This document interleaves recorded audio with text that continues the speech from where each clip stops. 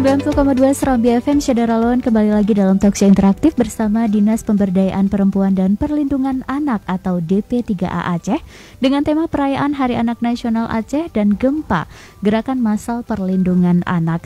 Dan Saudara Lon sudah hadir di studio Serambi FM. Narasumber kita ada Ibu Dr. Insinyur Diah RT Idawati MT, Ketua PKK Aceh dan Bunda PAUD Aceh.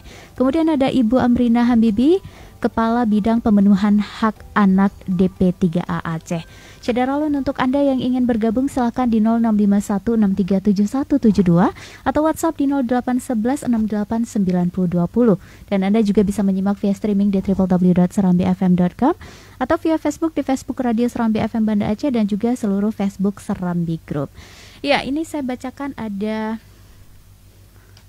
bukan pertanyaan tapi mungkin pernyataan ya dari netizen di Facebook. Ada Bapak Gade Ridwan.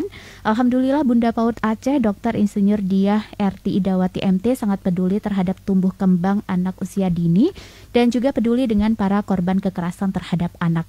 Sehat terus Ibu BP Aceh. Ibu Bunda PAUD Aceh. Terima kasih Pak Gade Ridwan atas doanya, semoga Ibu Diah tetap sehat ya Bu ya. Amin. Dan tetap konsisten pastinya untuk memperjuangkan hak-hak anak.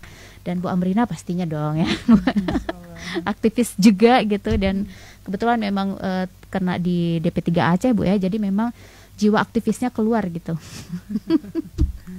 Oke, nah acara perayaan Hari Anak Nasional Aceh puncaknya kan besok ya, Kamis 29 Juli 2021. Nah acaranya di Anjuk Monmata dan itu acaranya virtual dan juga live. Iya. Secara terbatas karena memang ada proses tanda tangan dan launching. Tentu dengan broadcast yang ketat juga. Benar, ya. Orangnya sangat terbatas dan yang paling kita harapkan adalah 500 saluran Zoom itu ya akan dimanfaatkan secara maksimal dengan target minimal 2.000 orang dewasa dan yang paling banyak tentunya anak-anak ya, 23 forum anak itu akan ikut berhadir secara virtual. Itu di 23 forum anak itu di seluruh kabupaten dan kota Aceh. Benar. Dan besok juga akan ada penyerahan anugerah KLA untuk Provinsi Aceh. Ini adalah kali pertama Bapak Gubernur memberikan penghargaan sebagai alat untuk mendorong ya, mendorong menyemangati kabupaten kota. Jadi ada 12 kategori, ada 12 bupati kabupaten kota yang akan menerima penghargaan, baik yang sifatnya umum maupun kelengkapan, dan kemudian juga ada penghargaan kepada pribadi-pribadi yang selama ini sudah bekerja untuk isu perlindungan anak di Aceh. Ada inisiator sekolah ramah anak, masjid ramah anak, pesantren ramah anak, puskesmas ramah anak, dan juga forum anak sebagai pelapor dan pelopor. Iya, itu kategori-kategorinya ya. Ada sekitar 70 orang yang Pak Gubernur dengan luar biasa ya, tanda tangannya basah gitu ya. Itu dan mudah-mudahan mereka datang ke sana besok penerima penghargaannya. Hanya 2 orang yang akan menerima secara simbolis, selebihnya tentu piagam ini akan kita kirimkan ke daerah. Iya, kalau para kepala daerahnya kabupaten kota apakah bakal hadir juga besok? Hanya 2 orang yang kita undang karena itu tadi ya, karena terbatas kita ya. Iya, benar. Ya. Dan juga dengan broadcast juga. Ya, Bu Diah, ini bagaimana Bu Diah agar kita bisa menjaga HAN ini bukan hanya sekedar perayaan, tapi juga bisa kita terapkan dalam kehidupan sehari-hari dan juga secara terus-menerus pastinya. Iya, baik, itu hal yang bagus sekali yang ditanyakan ya, yang bagi kita itu tantangan juga, dan kemarin dari mitra-mitra kerja juga menanyakan itu. Kemudian setelah ini so what gitu ya. Jadi rencana aksinya itu apa? Masing-masing pihak berbuat apa? Nah, memang kita setelah tanda tangan besok SKB ya, surat keputusan bersama terkait dengan perlindungan anak, kita kemudian insya Allah dalam waktu dekat menindaklanjuti juga dengan Juknis juga, apa sih hal-hal teknis yang bisa dilakukan oleh masing-masing instansi. Jadi nantinya Juknis itu memang butuh waktu ya, karena itu hal yang sifatnya detail, mengikat, dan juga memerlukan pendanaan, memerlukan kerjasama yang lebih. Tetapi bagi kami step by step itu yang penting ada, dan tiap setiap waktu kita ada indikator-indikator kita untuk menilai apakah kita ini sudah on the right track. Yang nantinya tahun depan ini kami dengan DP3A juga PR lagi nih, jangan sampai ini kemudian gempa ini menjadi padam ya.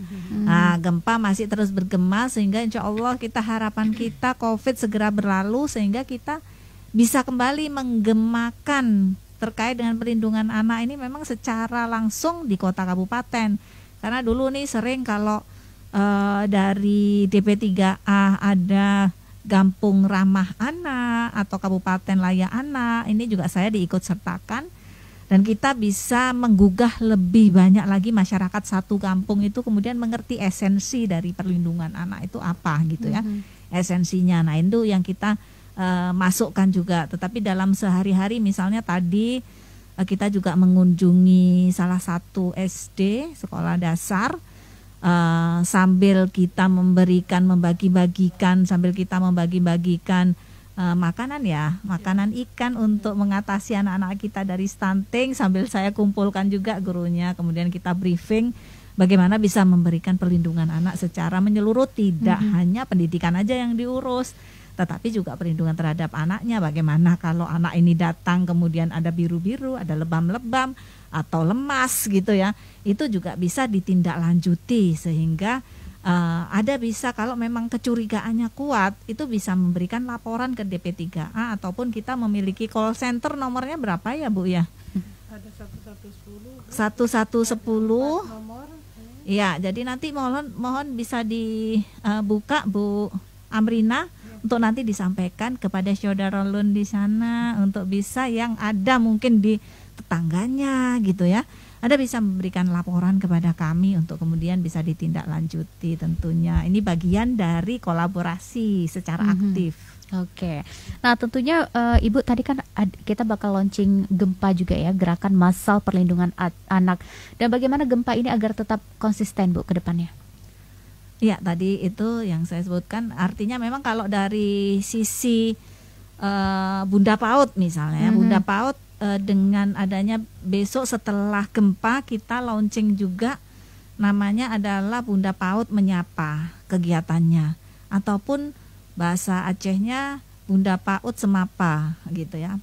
Menyapa setiap bulan, kami menyapa sampai ke desa-desa adalah untuk mengingatkan ini terkait dengan perlindungan terhadap anak, dan kemudian setiap bulan juga narasumbernya berganti-ganti nih biar merasa memiliki gitu ya. Jadi ada kabupatennya beda, sampai ke Gampung kita angkat untuk kita dengarkan bersama, ada best practice ataupun inovasi-inovasi yang dari istri-istri geciknya ya, karena ibunya anak-anak memang yang paling dekat adalah istri gecik ini yang menjadi ibunya anak-anak gitu ya. Kalau kami anaknya banyak nih, kalau 30% dari 5 juta ada mungkin nggak sampai tangannya sampai ke kampung-kampung. Jadi itu yang selalu saya ingin tekankan dan ingatkan kepada para ketua tim penggerak PKK maupun Bunda PAUD di kampung-kampung, perannya itu bisa diperkuat lagi. Iya, jadi memang perannya lebih kuat sehingga bisa menjangkau anak-anak di wilayahnya ya. Dengan begitu, jadi kita bisa mengurangi dampak dari kekerasan terhadap anak. Saya bacakan dulu, ada pertanyaan dari WhatsApp dari Saudara Lun. Ini dari Bapak Hasan di Ulekaring. Assalamualaikum Ibu Diah dan juga Ibu Amrina. Waalaikumsalam, saya jawab. Apa yang bisa kita lakukan sebagai masyarakat biasa yang melihat anak mengalami kekerasan dari orang tuanya sendiri? Kalau kita larang katanya biarkan dia mendidik anaknya sendiri. Begitu. Oke, tadi kalau nanti Bu Amrina siap dengan nomor teleponnya ya. Oh iya ya, kebetulan agak nyambung. Ya, jadi memang perlindungan terhadap anak ini kita lakukan tuh secara menyeluruh. Ini bukan masalah domestik lagi. Kalau sudah tindak kekerasan terhadap anak, ini sudah bukan masalah domestik lagi, bukan urusan keluarga lagi. Tetapi kita sebagai orang di luar keluarga itu juga harus menegakkan bagaimana kalau sampai dibunuh dan lain sebagainya. Ya kan, jadi itu merupakan tanggung jawab kita semua. Jadi itu Pak Hasan ya, mohon kalau memang itu secara nyata, itu kita bisa sebagai elemen-elemen masyarakat bisa menghubungi Pak Gecik dan lain sebagainya itu untuk bisa memberikan petua-petua tokoh agama, tokoh masyarakat ya. karena otomatis itu nanti akan meninggalkan trauma-trauma kalau anak itu dipukuli dan lain sebagainya, dan nanti akhirnya apalagi kalau tindak kekerasannya cukup brutal yang bisa mengakibatkan trauma-trauma, kerusakan-kerusakan di saraf maupun otak. Jadi nantinya anak tersebut kan akan menjadi beban dari negara ya. Jadi itu urusan kita. Kita selamatkan anak-anak, itu urusan kita. Kalau memang orang tuanya tidak bisa mendidiknya, itu negara yang akan mendidik. Nanti kita ada channel-channelnya dari DP3A yang akan kita amankan, dan nanti pemerintah dan kita juga ada tempat-tempat untuk yang bisa memberikan perlindungan terhadap anak ya, tempat-tempat tinggal dan lain sebagainya. Silakan Bu Amrina. Ya, Ibu Amrina, nomor yang bisa dihubungi. Pak Hasan harus menjadi orang pertama memutus mata rantai kekerasan, ya kan, dan tidak boleh diam, ya. Bisa dengan menegur tadi, mengingatkan, ya, membuat hubungan, dan tentu berikutnya adalah mengakses layanan. Ada yang pertama layanan 1110, itu layanan kepolisian, ya. Yang kedua ada layanan pengaduan PPA Polda Aceh, ya, di nomor 08 22 62 30 6292. Lalu kemudian berikutnya ada nomor UPTD PPA Aceh 08 11 68 08 875. Dan satu lagi adalah telepon sahabat anak Aceh yang mulai aktif dalam 2 hari ini.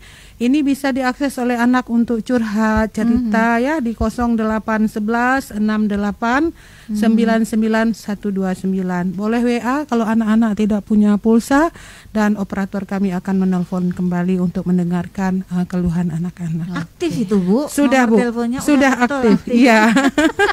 Dipastikan langsung ini sama ketua PKK. Iya. Oke, dan ini yang terakhir dari saya Bu ya, pertanyaannya untuk masing-masing nih, untuk Ibu Dia dan juga Ibu Amrina. Kalau dari ketua PKK Aceh sendiri Bu, apa kendala dan juga halangan untuk melakukan perlindungan yang dialami oleh pemerintah untuk melindungi anak-anak Aceh?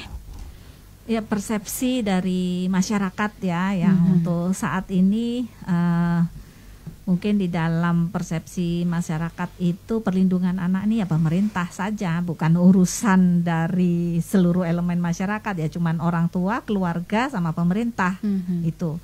Padahal ini adalah tanggung jawab kita semua, karena kalau anak-anak ini nanti misalnya ya, kalau tidak kita lindungi di kampung kita ini, kemudian menjadi kriminal, juga membahayakan diri kita, anak-anak kita, keturunan kita nantinya. Nah, sehingga memang kepedulian kita inilah yang diukur. Kalau di kampung itu nantinya aman, ya aman juga lah keluarga kita selanjutnya. Gitu. Baik, dari Bu Amrina sendiri, halangan atau juga rintangan dari DP3A Aceh dalam melaksanakan tugasnya?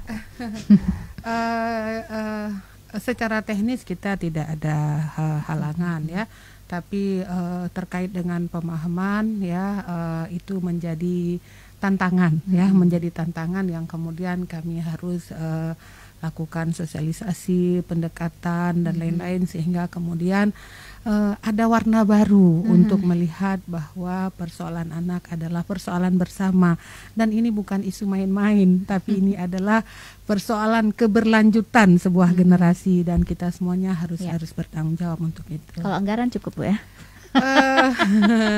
Nggak pernah cukup ya. Kalau kita bicara anggaran tidak pernah cukup, tapi kan tadi kita harus lebih kreatif ya kan, untuk mengelola itu ya.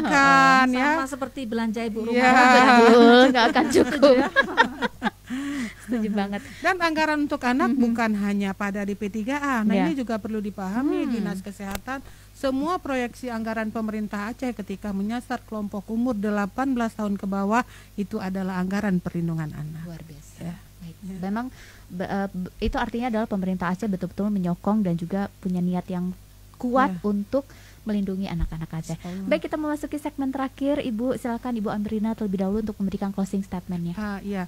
Karena kebijakan Kabupaten Kota Layak Anak itu menjadi target kinerja ya, dari Bapak Gubernur pemerintah Aceh, maka kami berharap semua kita membangun yang namanya kepedulian, sikap, kelayakan secara fisik perlakuan kita kepada anak, dan juga kelayakan secara batiniahnya gitu ya. Itu adalah bagian yang harus mendapatkan perhatian dari semua orang, sehingga momentum Hari Anak ini anak-anak Aceh dipastikan terlindungi dan bisa menjadi anak yang hebat, Amin. cerdas dan berakhlak mulia. Oke, silakan Ibu Diah untuk memberikan closing statement-nya. Iya, baik. Kita sepakat bahwa anak adalah masa depan kita, generasi penerus kita, pimpinan-pimpinan kita di masa mendatang. Dan itu saat ini tentunya kita harus siap untuk melindungi anak-anak kita agar terjamin nih nanti masa depan kita, masa tua kita, masa datang kita itu akan selalu terjamin dengan adanya program-program yang saat ini kita selenggarakan dengan bersatu padu, bergandeng tangan melindungi anak-anak kita. Dan tentunya dengan anak terlindungi, Aceh akan maju. Oke, insya Allah. Amin. Dan pastinya mudah-mudahan acara besok sukses ya. Amin ya Oke. Rabbal Alamin. Dan tentunya Hari Anak ini bukan hanya tanggal 23 Juli atau sekitarnya, tapi juga setiap hari ya Bu ya. Iya. Setiap hari adalah Hari Anak. Baik, terima kasih banyak Ibu Diah, terima kasih banyak Ibu Amrina sudah hadir ke studio Serambi FM, sudah memberikan informasi yang luar biasa pokoknya buat Syahda Ralon yang mendengarkan 90,2 Serambi FM. Mudah-mudahan sehat terus ya. Dan juga selamat beraktivitas kembali. Assalamualaikum. Waalaikumsalam. Ya, Syahda Ralon, demikianlah bincang-bincang kita dalam talkshow interaktif bersama DP3A Aceh dengan tema Perayaan Hari Anak Nasional atau HAN Aceh dan Gempa, Gerakan Massal Perlindungan Anak. Semoga anak-anak Aceh bisa terlindungi dan menjadi anak-anak yang hebat dan juga kuat. Syahda Ralon, terima kasih banyak atas atensinya. Kita kembali lagi ke program selanjutnya. Tetap bersama kami di 90,2 Serambi FM, Laguna Britana.